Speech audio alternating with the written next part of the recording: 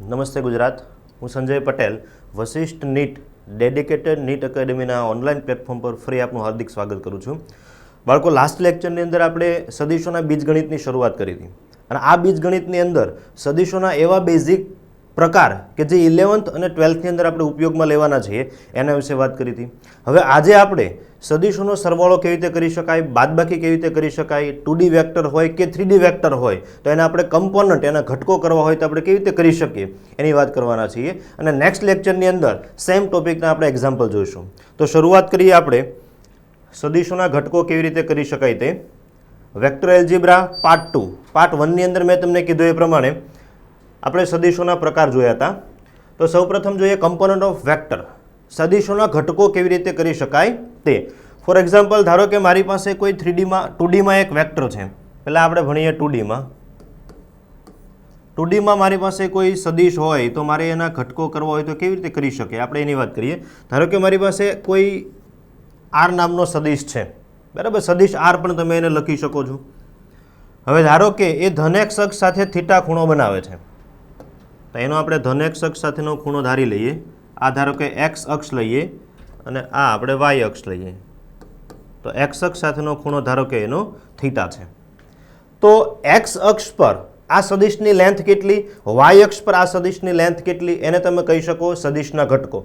ધારો કે આપણે એક્સ અક્ષ પરની લેન્થ ગણીએ તો અહીંયાથી એક વર્ટિકલ લાઇન કે જે એક્સ અક્ષને લંબ હોય તેવી તમે ડ્રો કરવાની છે. તો આ થઈ જશે એક્સ અક્ષ પરનો ઘટક, જેને આપણે ધારો કે આર એક્સ કહીએ. સેમ રીતે અહીંયાથી એક હોરિઝોન્ટલ લાઇન ડ્રો કરો જે વાય અક્ષને લંબ હશે, તો આ થઈ જશે વાય અક્ષ પરનો ઘટક, જેને આપણે આર વાય કહીએ. તો આર એક્સ અને આર વાય કેવી રીતે ફાઇન્ડ કરી શકાય એની આપણે વાત કરીએ.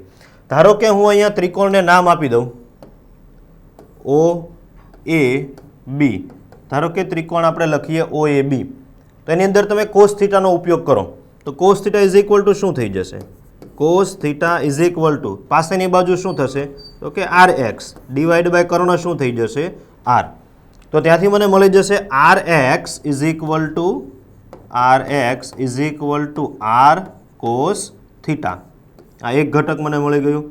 પછી ધારો કે સેમ ત્રિકોણની અંદર, ત્રિકોણ ઓએબીની અંદર તમે સાઇન થીટા યુઝ કરો તો sine theta is equal to શું થશે? Sine theta is equal two, તો સાઇન થીટા એટલે સામેની બાજુ આર વાય અને એ બી, આ બંનેની લેન્થ કેવી છે? એક સરખી જ. અહીંયા આર વાય છે તો આ પણ આપણે શું લખી શકીએ? આર વાય જ લખી શકીએ.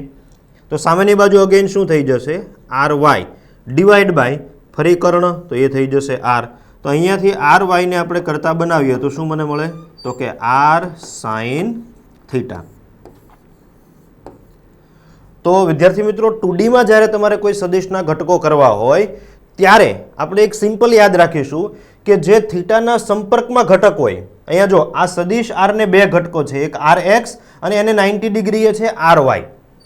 તો તમારે શું કરવાનું છે, જ્યારે થીટાના સંપર્કમાં કોઈ ઘટક હોય એને કોસ આપવાનો છે વિધેય, અને એને લંબ હોય એને તમારે સાઇન આપવાનું છે.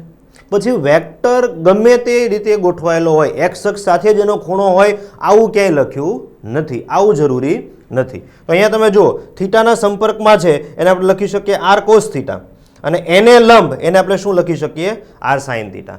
યાદ રાખો, આ બંનેના વર્ગનો તમે સરવાળો કરો અને એનું વર્ગમૂળ લો તો પાછો તમને આર મળી જવો જોઈએ. તો આના વર્ગનો સરવાળો કરો, વર્ગમૂળ લો તો તમને ફ્રી આર મળી જશે. તો આપણે આને એક્ઝામ્પલ દ્વારા સમજીએ. ધારો કે મારી પાસે એક સદીશ છે, એ આવી રીતે કંઈક છે. આ એવું ધારીએ આપણે કે 10 મીટરનો એક સદીશ છે, 10 મીટરનો ધારો કે એક સદીશ વિચારીએ આપણે.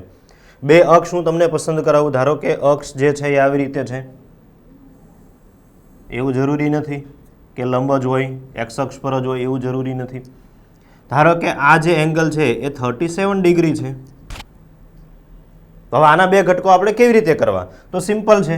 આને આપણે એક્સ અક્ષ કહી શકીએ, આને વાય અક્ષ કહી શકીએ. તમે નામ કોઈ પણ આપી શકો છો, એની સાથે મતલબ નથી. આ બેના આપણે ઘટકો કરવા હોય તો આવી રીતે કરી શકીએ. એક ઘટક થઈ જશે આ. જો ખૂણાના સંપર્કમાં ઘટક હોય એને શું કહેવાનો છે તો કે કોસ ઘટક કહેવાનો છે.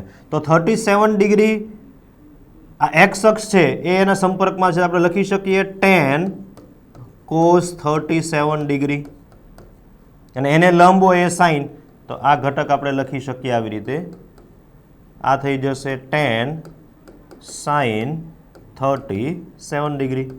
મૂલ્ય તમારે ફાઇન કરવું હોય તો cos 37 sin 37 ની કિંમત મૂકો તો એ પણ તમને મળી જશે. તો યાદ રાખો, સદિશના ઘટકો જ્યારે 2D માં વાત હોય ત્યારે તમારે થીટાના સંપર્કમાં હોય એને r cos થીટા કહેવાનો છે અને એને લંબ હોય એને r sin થીટા કહેવાનો છે. આને તમે એમ કહી શકો કે સમતલમાં સદિશ છે એના ઘટકો. આપણે આગળ વધીએ. ધારો કે 3D માં વેક્ટર આપેલો હોય તો શું કરવું?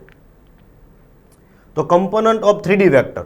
ધારો કે મારી પાસે એક સદિશ છે, ફોર એક્ઝામ્પલ આ સદિશ આપણે વિચારીએ, એને આપણે કહીએ સદિશ r. ચલો, આ એક આપણી પાસે છે સદિશ r. એના 3 ઘટકો છે. આ જે છે એને આપણે x અક્ષ કહીએ, આ જે છે એને આપણે y અક્ષ કહીએ અને આ જે છે એને આપણે z અક્ષ કહીએ. તો અત્યારે તમે જોઈ શકો છો આપણો જે r સદિશ છે એ 3D માં છે. 3D માં છે એનો મતલબ શું? તો કે x અક્ષ સાથે ખૂણો બનાવે છે, y અક્ષ સાથે ખૂણો બનાવે છે અને z અક્ષ સાથે પણ ખૂણો બનાવે છે. તો એ ખૂણાઓની જો આપણે વાત કરીએ તો ધારો કે સદિશ r નો x અક્ષ સાથેનો ખૂણો છે એને આપણે આલ્ફા કહીએ. ધારો કે આ આલ્ફા છે. પછી y અક્ષ સાથેનો જે ખૂણો છે એને ધારો કે આપણે બીટા કહીએ. તો આ એંગલ છે એ ધારો કે બીટા છે.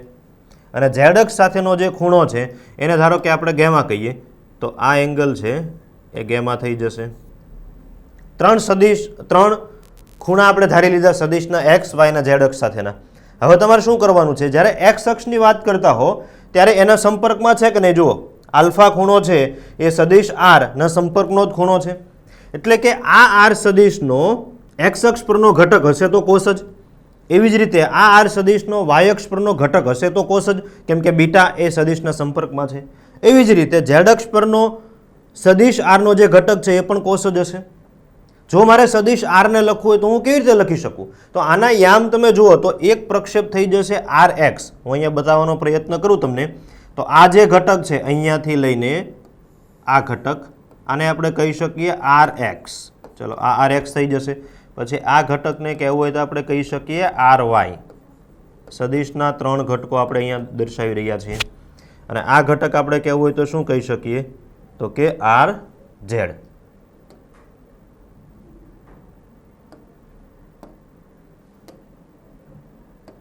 તો આ ઘટક થઈ જશે rz.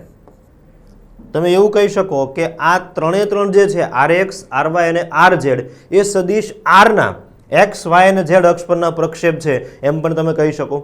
બરાબર, પ્રક્ષેપ એટલે પડછાયો. તો હવે આ લખવું હોય તો હું કેવી રીતે લખી શકું? તો rx સદિશ જો મારે લખવો હોય તો આવી રીતે લખી શકું. સદિશ rx ઇઝ ઇક્વલ ટુ સદિશ r ઇઝ ઇક્વલ ટુ, આપણી પાસે એના 3 ઘટક છે. સદિશ r ઇઝ ઇક્વલ ટુ આપણે શું લખી શકીએ? તો કે rx કઈ દિશામાં છે? તો કે x દિશામાં. તો i પ્લસ ry કઈ દિશામાં છે? તો કે j પ્લસ rz કઈ દિશામાં છે? તો કે k. તો આ સદિશના 3 ઘટકો થઈ ગયા. આપણે એનું મૂલ્ય લખતા પણ શીખીશું થોડા સમય પછી. તો હવે મારે એનો ધારો કે x અક્ષ પરનો પ્રક્ષેપ લખવો હોય rx, તો હું શું લખી શકું? rx is equal two r cos alpha લખી શકું ને. rx ઇઝ ઇક્વલ ટુ શું લખી શકું? અહીંયા આગળ મારે લખવું હોય rx તો એ થઈ જશે r cos આલ્ફા. તો અહીંયાથી cos alpha is equal to શું મને મળે? તો કે rx ડિવાઈડ બાય r. એવી જ રીતે ધારો કે ry મારે જોઈતું હોય તો જો ry એ બીટાથી સંપર્કમાં છે તો આપણે અહીં લખી શકીએ ry is equal two r cos beta. તો અહીંયા તમે cos beta is equal to શું લખી શકશો? cos beta is equal two થઈ જશે ry ડિવાઈડ બાય r. પછી આપણે ધારો કે rz લખવો છે તો rz ઇઝ ઇક્વલ ટુ શું થઈ જશે? તો કે r cos ગેમા, કેમ કે ગેમા એ પણ સંપર્કમાં છે. તો cos gamma is equal to શું થઈ જશે? cos gamma is equal two થઈ જશે rz ના છેદમાં r. તો તમે આ કયા કયા કમ્પોનન્ટ લીધા? તો કે સદિશ r ના x, y અને z અક્ષ પરના કમ્પોનન્ટ લીધા. એના પરથી મેં ખૂણાને કરતા બનાવ્યો છે. ઘણીવાર ખૂણો પણ તમને માગતા હોય છે કે ભાઈ આ r નો x અક્ષ સાથેનો ખૂણો કેટલો થાય? તો તમે આ સમીકરણની મદદથી ફાઇન કરી શકો છો. ધારો કે 3 નો આપણે વર્ગનો સરવાળો કરીએ. આ એક નોંધ છે, એક નોટ છે. cos square alpha plus cos square beta plus cos square gamma. cos square gamma તો એ આપણને મળી જશે ઇઝ ઇક્વલ ટુ જો RX² by R², RY² by R², RZ² by R², આપણે છેદમાંથી R² ને લસા લઈએ તો આ આપણને મળી જશે RX² plus RY² plus RZ². જો આનું મૂલ્ય આપણે ફાઇન કરીએ, જે હું થોડા સમય પછી તમને શીખવવાનો છું, પણ અહીંયા વાત નીકળે છે એટલે હું તમને કહી દઉં. ધારો કે એનું મૂલ્ય તમારે શોધવું છે, આ સદિશની લેન્થ કેટલી, તો મૂલ્ય તમે આવી રીતે ફાઇન કરી શકો છો. R ઇઝ ઇક્વલ ટુ, જો એકબીજાને 90 ડિગ્રી પર બધા ઘટકો રહેલા હોય તો 90 ડિગ્રી પર રહેલા ઘટકોના વર્ગનો સરવાળોનું વર્ગમૂળ એ એનું મૂલ્ય થઈ જશે. તો અહીંયા થઈ જશે RX² plus RY² plus RZ². આ શું થઈ જશે તો કે સદિશ આરનું મૂલ્ય. હમણાં હું થોડા સમય પછી તમને એ સાબિત કરીને આપું કે મૂલ્ય કેવી રીતે આવે છે. અત્યારે તમે એવું યાદ રાખી શકો કે કોઈ પણ સદિશનું મૂલ્ય એટલે એના લંબ ઘટકોના વર્ગોનો સરવાળો અને એનું વર્ગમૂળ. તો બંને બાજુ વર્ગ કરીએ તો આ ટર્મ 1 થઈ જશે, એટલે કે cos² alpha plus cos² beta plus cos² gamma is equal two આપણે શું લખી શકીએ 1. તો આ પણ એક શોર્ટ નોટ છે જે તમારે JEE અને નીટ માટે યાદ રાખવાની છે. ખૂબ સિમ્પલ રીતે મેં તમને 2D અને 3D વેક્ટરના ઘટકો કેવી રીતે કરી શકાય એની વાત કરી. આગળ વધીએ આપણે. પરિણામી સદિશ અને બે સદિશ વચ્ચેનો ખૂણો. જો આપણે આજે શીખવાનું છે સદિશના સરવાળા કેવી રીતે કરી શકાય તે અને બાદબાકી કેવી રીતે કરી શકાય તે, પણ એની પહેલાં તમને અમુક ટર્મ ખબર હોવી જોઈએ, કેમ કે સદિશના સરવાળાના બાદબાકીમાં આવવાની છે.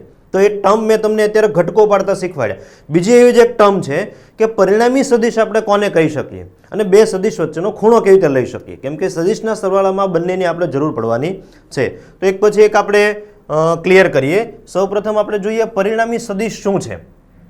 તો પરિણામી સદિશની આમ તો વ્યાખ્યા આવી છે કે એક સદિશનું પુચ્છ અને બીજા સદિશના ટેલને જોડતો સદિશ એને એનો પરિણામી સદિશ કહેવાય. પછી વેક્ટર 2 હોય તો 2 સદિશ આવશે, 3 હશે તો પહેલો સદિશ અને છેલ્લો સદિશ, 4 હશે તો પહેલો સદિશ અને ચોથો સદિશ. તમારે શું કરવાનું છે, એક સદિશનું ટેલ લેવાનું છે અને એક સદિશનો હેડ, આ બંનેને જોડી દો તો જે સદિશ તૈયાર થાય એને તમે શું કહી શકો, પરિણામી સદિશ કહી શકો. હું તમને એક્ઝામ્પલથી સમજાવું. ધારો કે મારી પાસે 2 સદિશો છે. ફોર એક્ઝામ્પલ આ એક સદિશ A છે, અહીંયાથી આ એક સદિશ A અને ત્યાંથી જ એક શરૂઆત થાય છે સદિશ B ની. આવી રીતે ધારો કે મારી પાસે 2 સદિશો છે. આ 2 સદિશોનો પરિણામી સદિશ મારે લેવો હોય તો કેવી રીતે લેવાય, તો પરિણામી સદિશમાં તમારે શું કરવાનું છે તો કે એક સદિશનું હેડ અને બીજા સદિશના ટેલને જોડી દો. તો આ આપણે એક સદિશનું ટેલ અને એક સદિશના હેડને જોડી દીધો. આને આપણે શું કહી શકીએ, પરિણામી સદિશ R. બે સદિશના કેસમાં મેં તમને સમજાવ્યું. ધારો કે તમારી પાસે 2 કરતાં વધારે સદિશો હોય તો પણ તમે લખી શકો છો. દાખલા તરીકે આ એક સદિશ છે મારી પાસે, આ બીજો સદિશ છે, આ ત્રીજો સદિશ છે અને આ ચોથો સદિશ છે. ધારો કે આવી રીતે છે. હું એમ કહું કે આનો પરિણામી સદિશ કયો, તો તમારે શું કરવાનું છે, તો તમારે એક સદિશનું ટેલ અને એક સદિશના હેડને જોઈન કરી દેવાનું. એક સદિશનું ટેલ એક સદિશનું હેડ જોઈન કરી દો તો આ R આપણો શું થઈ જશે, પરિણામી સદિશ થઈ જશે. ધારો કે આ સદિશ A છે, આ સદિશ B છે, સદિશ C, સદિશ D અને સદિશ R એવું છે. તો ધારો કે અહીંયા મારે આપવું હોય તો હું શું કહી શકું, આ જે R સદિશ છે જેને આપણે પરિણામી સદિશ કહીએ છીએ એ કોના બેનો સરવાળો થઈ જાય, તો કે સદિશ A અને B નો. તો આવી રીતે આપણે લખી શકીએ સદિશ A પ્લસ સદિશ B. જે સદિશ પરિણામી સદિશ હોય એ જેનો પરિણામી સદિશ હોય એ બધાનો તમે સદિશ સરવાળો કરી શકો. સદિશ સરવાળો કેમ થાય એ હું તમને થોડા સમય પછી સમજાવું. ધારો કે અહીંયા R સદિશ છે એ 4 સદિશનો પરિણામી સદિશ છે, તો આપણે શું અહીંયા લખી શકીએ, સદિશ R ઇઝ ઇક્વલ ટુ સદિશ A પ્લસ સદિશ B પ્લસ સદિશ C પ્લસ સદિશ D. આઈ હોપ કે પરિણામી સદિશ કેવી રીતે આપણે ડ્રો કરી શકાય એ તમારા મગજની અંદર એકદમ ક્લિયર થયું હશે. એના પછી આપણે સમજીએ બે સદિશ વચ્ચેનો ખૂણો. અહીંયા મેક્સિમમ છોકરાઓ છે એ ભૂલ કરે છે. અચ્છા, હું તમને અહીંયા એમ કહું કે આ બે સદિશ વચ્ચેનો ખૂણો કેટલો, સદિશ A અને સદિશ B. ચલો હું અહીંયા ફરી એક્ઝામ્પલ તરીકે એને લઉં. મારી પાસે બે સદિશો છે, આ સદિશ A છે અને આ સદિશ B છે. ચલો મારી પાસે બે સદિશો છે અને મારો પ્રશ્ન એ છે કે સદિશ વચ્ચેનો ખૂણો કેટલો. તો બાળકો શું કરી બેસે છે હું તમને કહું. અહીંયાથી જે તેને ખૂણો દેખાય છે, દાખલા તરીકે આને આપણે આલ્ફા કહીએ, તો આલ્ફા છે એ બે સદિશ વચ્ચેનો ખૂણો આપી દે છે અને આપણો આન્સર ખોટો પડે છે. બે સદિશનો ખૂણો લેતી વખતે વિદ્યાર્થી મિત્રો યાદ રાખો કે બંને સદિશના ટેલ એક જ પોઈન્ટ પર હોવા જોઈએ. ધારો કે નથી તો કોઈ પણ સદિશને તમે અવકાશમાં ડાયરેક્શન બદલ્યા વગર શિફ્ટ કરી શકો. દાખલા તરીકે આ સમતલની અંદર મારે સદિશ એને શિફ્ટ કરવો છે તો સમતલમાં તમે કોઈ પણ જગ્યાએ શિફ્ટ કરી શકો છો. ડાયરેક્શન બદલાવી જોઈએ નહીં, વિધાઉટ ચેન્જિંગ ડિરેક્શન. તો અહીંયા તમે જુઓ સદિશ એ અને સદિશ બી એના ટેલ એક જ પોઈન્ટ પર છે તો કે નહીં. એક પોઈન્ટ પર કોણ છે તો કે સદિશ એનો હેડ અને સદિશ બીનો ટેલ. તમારે શું કરવાનું, કોઈ પણ એક સદિશને ખસેડો, અવકાશમાં કોઈ પણ રીતે ખસેડી શકો છો, દિશા બદલાવી જોઈએ નહીં. બીને તમે પાછળ તરફ ખસેડી શકો છો, એને તમે આગળ તરફ ખસેડી શકો છો. તો ધારો કે હું એને આગળ તરફ ખસેડું તો હવે તમે જુઓ આગળ તરફ આપણે ખસેડી દીધો એને, ડાયરેક્શન મેં ચેન્જ નથી કરી, મૂલ્ય પણ ચેન્જ નથી કર્યું. તો હવે આ પોઈન્ટનો તમે વિચાર કરો, આ પોઈન્ટ પર જુઓ તો બંનેના ટેલ આવી ગયા. જો બંનેના ટેલ આવી જાય તો એમની વચ્ચેનો જે ખૂણો છે બીટા આપણે ધારો કે કહીએ તો બે સદિશ વચ્ચેનો ખૂણો કઈ થઈ જશે, બીટા થઈ જશે. હું અહીંયા લખી દઉં આલ્ફા છે એ બે સદિશ વચ્ચેનો ખૂણો નથી, બીટા બે સદિશ વચ્ચેનો ખૂણો છે. યાદ રહેશે. દાખલા તરીકે અહીંયા હું તમને એમ કહું કે સદિશ બી અને સદિશ બી અને સદિશ સી વચ્ચેનો ખૂણો કયો, ધારો કે આ આકૃતિમાં બી અને સી વચ્ચેનો ખૂણો આપણે જોઈએ છે તો આપણે શું કરવું પડશે, તો આપણે કોઈ એક સદિશને લંબાવવો પડશે. ધારો કે સી સદિશને આપણે એઝ ઇટ ઇઝ રાખીએ, ધારો કે આ સી સદિશ છે એને આપણે એઝ ઇટ ઇઝ રાખીએ તો મારે કોને આગળ લઈ જવાનો, બી સદિશને આગળ લઈ જવાનો. તો આ બી સદિશ છે એને આપણે ડોટેડ લાઈન દર્શાવીને આગળ લઈ જઈએ. ધારો કે આ બી સદિશ થઈ ગયો તો આ પોઈન્ટ પર બંનેના હવે ટેલ ભેગા થઈ ગયા. તો હવે તમને જે એંગલ દેખાય છે બે સદિશ વચ્ચેનો એને તમે સદિશ વચ્ચેનો ખૂણો કહી શકો. દાખલા તરીકે આને આપણે ગેમા કહીએ તો ગેમા એ બે સદિશ વચ્ચેનો ખૂણો થશે. આઈ હોપ કે પરિણામી સદિશ કોને કહેવાય તે અને બે સદિશ વચ્ચેનો ખૂણા તમારા માઇન્ડની અંદર એકદમ ક્લિયર થયો હશે. હવે આપણે સરવાળો કેવી રીતે કરી શકાય એની વાત કરીએ. જો અહીંયાથી આપવામાં આવતી ઇન્ફોર્મેશન તમને યુઝફુલ લાગતી હોય તો અમારા ઓનલાઈન પ્લેટફોર્મને લાઈક કરો, શેર કરો અને મેક્સિમમ લોકો સુધી પહોંચાડો. અને સદિશના સરવાળા માટેનો ત્રિકોણનો નિયમ, આમ તો મેં તમને પહેલાં વાત કરી હતી કે સદિશોને તમે સામાન્ય બીજગણિતના નિયમો એપ્લાય કરી શકવાના નથી. એને પોતાનું એક બીજગણિત છે જેના સરવાળા બાદબાકીના નિયમો એના મુજબ આપણે લેવાના છે. તો બે સદિશોના સરવાળા માટેનો ત્રિકોણનો નિયમ, આમ તો સદિશનો સરવાળો બે રીતે કરી શકીએ, ત્રિકોણના નિયમથી પણ કરી શકીએ અને ચતુષ્કોણના નિયમથી પણ કરી શકીએ. આપણે ત્રિકોણના નિયમથી સમજીએ, ચતુષ્કોણનો નિયમ એના જેવો જ છે જે આપણે સમજવાના નથી. ત્રિકોણનો નિયમ સમજીએ. જુઓ બાળકો, ધારો કે મારી પાસે બે સદિશો, જે આકૃતિ મેં તમને હમણાં દર્શાવી હતી તે, ધારો કે આ સદિશ એ, આ એક સદિશ એ છે અને ત્યાંથી અમુક ખૂણે આપણે વિચારીએ સદિશ બી છે. ધારો કે આ સદિશ બી, તો એ અને બીનો મારે પરિણામી સદિશ લેવો છે. સરવાળો એટલે શું, તો કે આ બંનેનો પરિણામી સદિશ. તો એનો પરિણામી સદિશ છે હું આવી રીતે દર્શાવી શકું.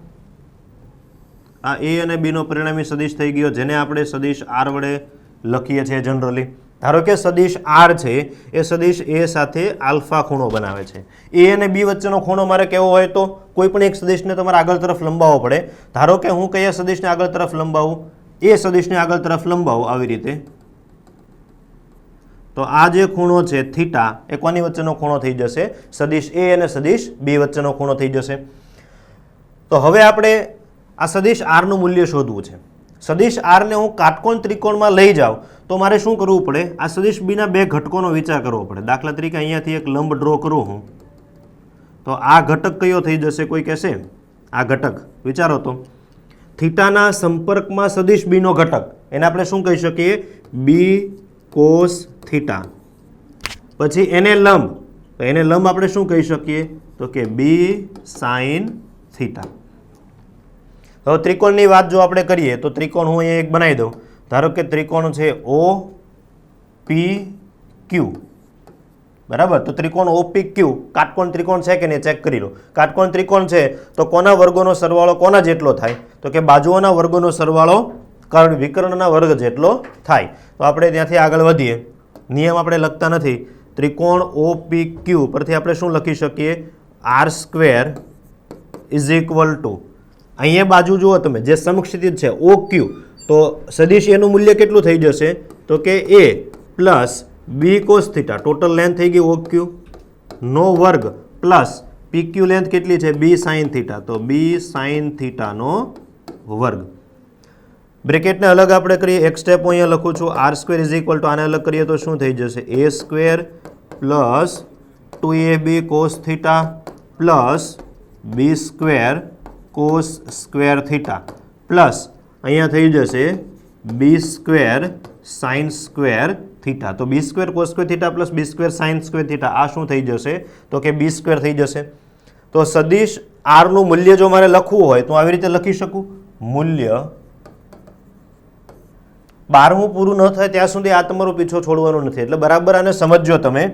આર ઇઝ ઇક્વલ ટુ મારે લખવું હોય તો હું શું લખી શકું, જો સ્ક્વેર છે એટલે મારે સામેની બાજુ શું લેવું પડશે, વર્ગમૂળ. તો સામેની બાજુ આપણે વર્ગમૂળ લઈએ તો એ થઈ જશે a square plus b square, આ બી સ્ક્વેર છે એને મેં આગળ લઈ લીધો, plus 2ab cos theta plus 2ab cos theta.